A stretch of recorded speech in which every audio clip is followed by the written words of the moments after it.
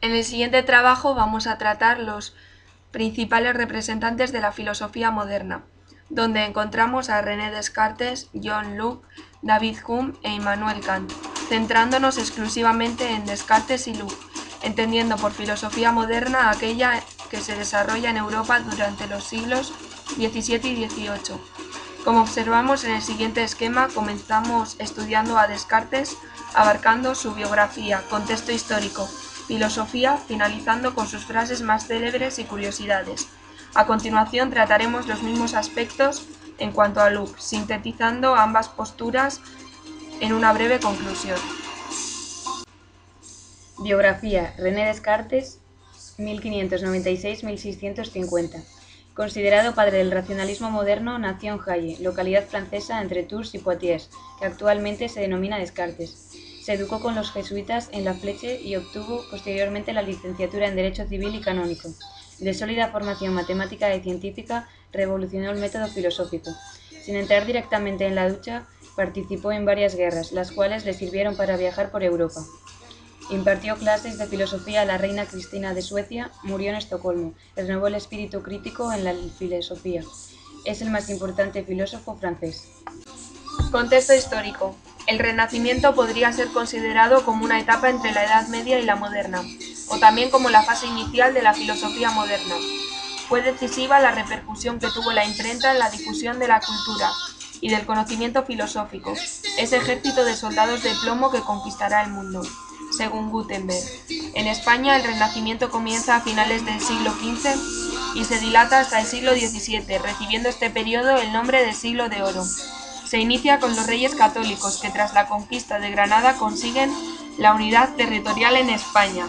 En filosofía se produce esa vuelta al periodo clásico, platonismo y aristotelismo. Los filósofos más destacables de este periodo son Nicolás de Cusa, Giordano Bruno, el pensamiento utópico de Tomás Moro, Nicolás Maquiavelo, Francisco Suárez. En esta época, con su actitud crítica, sienta las bases de la nueva filosofía moderna y de la nueva ciencia. Ese espíritu crítico es una de las características que mejor defiende el Renacimiento y a la vez sirve de preparación y mejor disposición para la metafísica moderna. Se produce una revolución en la astronomía con Nicolás Copérnico, proponiendo el heliocentrismo. Galileo Galilei con el método hipotético-deductivo y el rechazo del geocentrismo, puesto que la Tierra se mueve y no es el centro del universo. Aspectos temáticos. La duda metódica, una herramienta eficaz de la filosofía cartesiana para llegar a la verdad, es la duda. Esta es la forma de someter a prueba su teoría del conocimiento. Si se supera la desconfianza respecto al conocer, entonces se puede llegar a la seguridad que proporciona la certeza. Rompió deliberadamente con el pasado, con la tradición y con la autoridad, guiado por el firme propósito de empezar de cero. La primera verdad, yo pienso, luego soy. Tras la fase de duda, llega el descubrimiento de la primera verdad, yo pienso, luego soy. Una verdad evidente que no admite discusión. Aquí queda claro que la duda no era escéptica, porque ya está encontrado un principio verdadero y los escépticos, que niegan la existencia de la verdad, no pueden rebatir esta tan evidente, tan clara y distinta. Si pienso soy, si dudo soy, si me engañan los sentidos soy, si sueño soy. Hay un sujeto pensante al que le ocurre todo esto. El método. Descartes se da cuenta de que para guiarse en el conocimiento necesita un método, una forma de proceder sistemática y ordenadamente. Sabe que muchos errores se producen por falta de orden mental y de método. El método cartesiano consta de 4 reglas. 1. La evidencia. Solo admite lo evidente a la razón, todo aquello que es claro y distinto. 2. Análisis. Consiste en descomponer o dividir el problema en partes. 3. Síntesis. Proceso inverso al anterior. Ir de lo simple a lo complejo. 4. Enumeración. Revisión. Se trata de comprobar y controlar todo el proceso. Conocimiento. El conocimiento es posible gracias a la razón. Esta facultad de razonar es la cosa mejor repartida del mundo, y aunque todos los hombres tengan ingenio, no todos lo usan del mismo modo. No importa que los sentidos se engañen y nos fiemos de ellos. Basta con aplicar bien la razón, distinguiendo lo verdadero de lo falso. Hombre, Dios y mundo. El hombre. El hombre es la unión de 2 sustancias, el alma y el cuerpo. La unión de ambas sustancias no es necesaria, Yo podría pensar, aunque no tuviera cuerpo, podría ser un espíritu pensante. Dios. Tras el descubrimiento del yo, se plantea la existencia de Dios. Descartes no propone pruebas originales, sino que acepta los siguientes argumentos de la tradición filosófica anterior. La presencia en mí de la idea de Dios demuestra su existencia. Siendo yo un ser finito, tengo en mí la idea de infinito, porque el ser infinito lo puso en mí. Mundo. Para saber con certeza que el mundo existe, no basta con verlo y tocarlo, ya que los sentidos me pueden engañar. Solo la veracidad de Dios, el ser perfecto que nos engaña, me garantiza la existencia del mundo que Él ha creado. Curiosidades. ¿Sabías que Descartes escribió un libro titulado Tratado sobre el mundo y sobre el hombre, que no llegó a publicar porque coincidió con la condena de Galileo por su tesis copernicana que él también defendía? Incluso llegó a afirmar en una carta a su amigo Mersenne: estoy casi decidido a quemar todos mis papeles o, por lo menos, a no dejar que nadie los vea. Frases célebres. No existen más que dos reglas para escribir: tener algo que decir y decirlo. Los malos libros provocan malas costumbres y las malas costumbres provocan buenos libros. Biografía. John Locke nació en Greenton y murió en Oates. Se educó en la Universidad de Oxford, donde en 1659 fue nombrado profesor de griego y retórica. Con posterioridad obtendrá el título de medicina. A partir de 1666 entra al servicio de uno de los más influyentes políticos de la Inglaterra del XVII, Lord Ashley. En 1672 debe refugiarse en Francia y Holanda. De regreso a Inglaterra, tras la gloriosa Revolución, publicará en 1690 dos ensayos sobre el gobierno civil y ensayos sobre el entendimiento humano. Locke tuvo la habilidad de captar las inquietudes de su época y darles cauce teórico en sus escritos, estableciendo unos principios que la Ilustración hará suyos.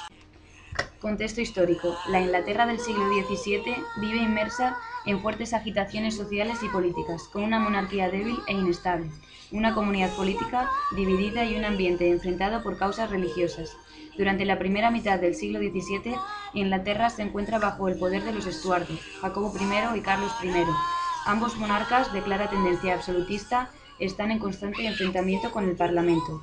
Esta situación, unida a los constantes aumentos de impuestos y las diferentes disoluciones del Parlamento, conducen a una guerra civil entre la corona y el Parlamento, que termina con la ejecución de Carlos I y la abolición de la monarquía. Con Oliverio Cromwell, que había organizado un ejército parlamentario durante la guerra civil, se instaura en Inglaterra un régimen republicano, que termina con la realidad en una dictadura personal. La muerte de Cromwell y la incapacidad de su hijo para ejercer el gobierno permiten la restauración de los Estuardo, con Jacobo II. En 1680 surgen dos grandes partidos parlamentarios, los conservadores y los liberales, fundados estos últimos por del que Locke fuera secretario personal. Cuando Jacobo II pretende restaurar el catolicismo, hay una violenta oposición que culmina en 1688 con la gloriosa Revolución, por la que Jacobo II huye a Francia. Una hija de Jacobo II estaba casada con Guillermo de Orange. Llaman para que ocupen el trono. A partir de aquí la monarquía será parlamentaria y constitucional. Aspectos temáticos. John Locke es un autor perteneciente al empirismo inglés, una de las corrientes que recorren la modernidad junto con el racionalismo continental. Si bien trató temas de filosofía teórica en su ensayo sobre el entendimiento humano, el texto, objeto de comentario, ensayo sobre el gobierno civil, versa cuestiones de filosofía práctica. El estado de naturaleza. Locke parte en su teoría política, al igual que Hobbes, del estado de naturaleza como la situación previa en la que los hombres se encontraban con anterioridad a otorgar su consentimiento para entrar a formar parte de la sociedad civil. El contrato social. Estos inconvenientes son los que llevan a los hombres a organizarse en una sociedad civil. Para Locke, la tendencia social del hombre es natural o incluso de origen divino. Crítica a la monarquía absoluta. Los hombres no pueden ceder sus derechos naturales a ningún poder, dado que le han sido cedidos por Dios y éste sería su único propietario, de modo que sería ir contra la ley natural entregar la propia vida y los propios bienes a un monarca absoluto que pudiera usar y abusar de los mismos sin límite. Teorías del contrato social. Estado naturaleza. Hobbes. El hombre es malo por naturaleza. No hay más ley que la del más fuerte. No hay propiedad privada, el estado de violencia. Luke, el hombre no es absolutamente bueno ni completamente malo. Se rige por la ley natural. La propiedad privada es un derecho natural. Tiene ciertos inconvenientes. Rousseau, el hombre es bueno por naturaleza. No hay ley natural. Se imponen los buenos sentimientos. Estado de felicidad. La aparición de la propiedad y determinada sociedad y educación se corrompe al hombre. Contrato. Hobbes. Se cede todo excepto la vida. Solo pactan los individuos, no el monarca. Locke. Se ceden los poderes naturales. Legislar, ejecutar y castigar. No se ceden los derechos. Pactan los individuos y el monarca. Rousseau. Los derechos naturales pasan a la nueva asociación. Pactan los individuos y la comunidad y a la inversa, voluntad general. Tipo de Estado. Hobbes. Monarquía absoluta. Concentración de poderes. Locke. Monarquía parlamentaria. División de poderes. Rousseau. República democrática. No se separa de poderes. Soberanía popular. Curiosidades. ¿Sabías que? En polémica con Locke, los nuevos ensayos sobre el entendimiento humano de Leibniz, publicados en 1765, reafirmaron el inastismo y los principios del racionalismo antes de que la crítica kantiana estableciera que el conocimiento es una síntesis de estructuras formales independientes de la experiencia y de contenidos empíricos. Frases célebres. Las leyes se hicieron para los hombres, y no los hombres para las leyes. Los hombres olvidan siempre que la felicidad humana es una disposición de la mente y no una condición de las circunstancias.